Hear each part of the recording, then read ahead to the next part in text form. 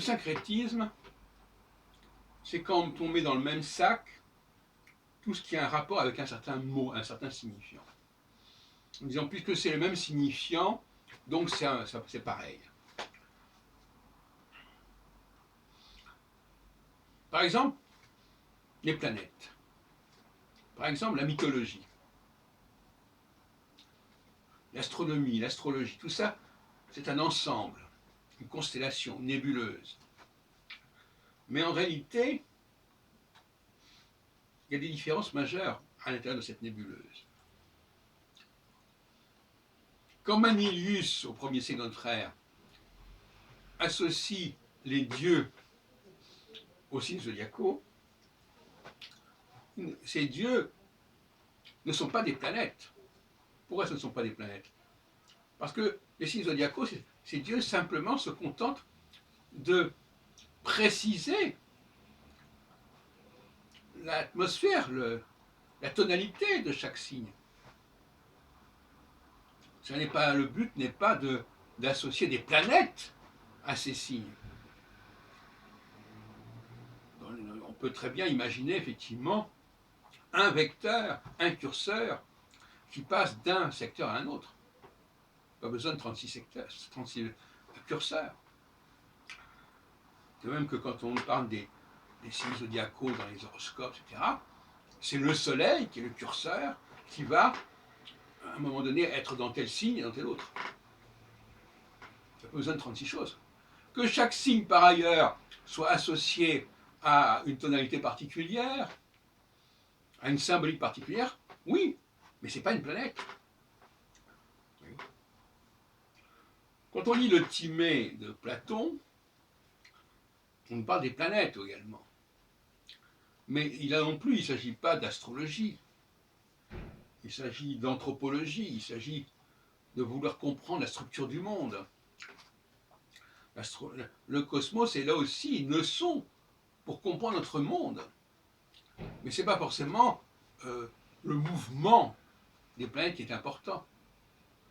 Paradoxalement, c'est l'astronomie qui introduit le mouvement. Et en introduisant le mouvement, elle introduit la prévision. S'il n'y avait pas possibilité si les astres n'étaient pas en mouvement, on ne ferait pas de prévision astrologique. C'est ça le paradoxe dans les rapports entre astrologie et astronomie. Donc, pour conclure, nous avons 3 cas de figure. Soit on a de la mythologie, et l'astronomie a utilisé, a instrumentalisé la mythologie pour décrire certaines planètes qu'elle connaissait, et qui étaient beaucoup moins nombreuses que le nombre de dieux de la mythologie.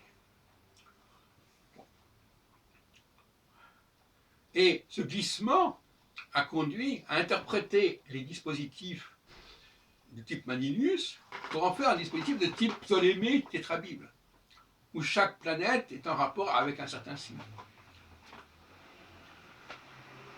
De la même façon, c'est pas parce que je vais décrire certaines catégories par une planète que j'entre ipso facto dans le domaine de la prévision astronomique et du mouvement des planètes. Ces planètes représentent un état des choses, une trifonctionnalité, comme dirait Dumézil, une triade. Et quant aux travaux de Michel Gauquelin, on reste un peu perplexe, à vrai dire. Est-ce que l'astrologie a vocation à décrire le moment de la naissance, les catégories socio-professionnelles de la vie? En tout état de cause, les travaux de Gauquelin ne sont pas de l'astrologie à proprement parler.